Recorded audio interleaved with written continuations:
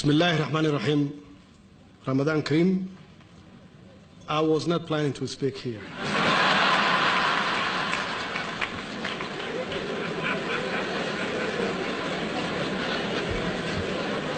But I really enjoy it.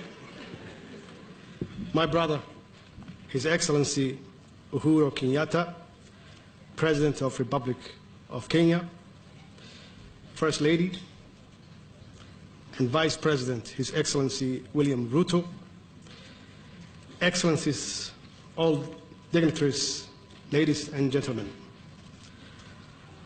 Mr. President, I thank you for your warm welcome and great hospitality and reception accorded to me and my delegation.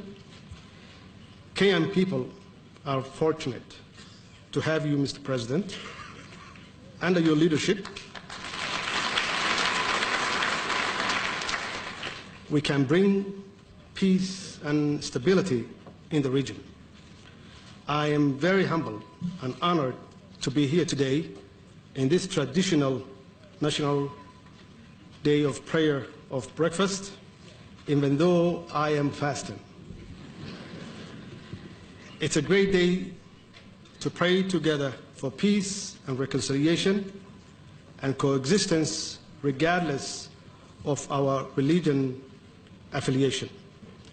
We all believe in one God, and we need to be tolerant people and be kind to one another and coexist peacefully. That is what my religion of Islam promotes.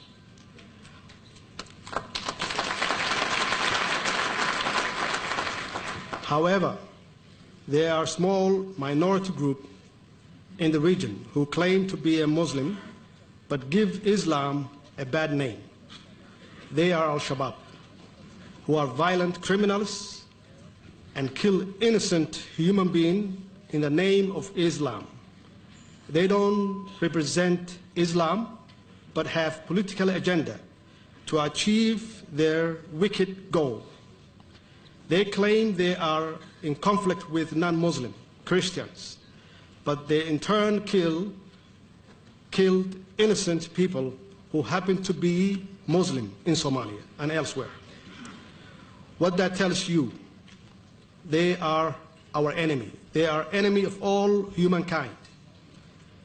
When they attack non-Muslims or Christians in Kenya, their intention is to create division between Muslims and Christians in Kenya. So Christians would retaliate and attack back to good and peace-loving Muslims in this great country. We don't need to fall in that trap. And we have to understand that Al-Shabaab is our common enemy and the enemy of all humankind.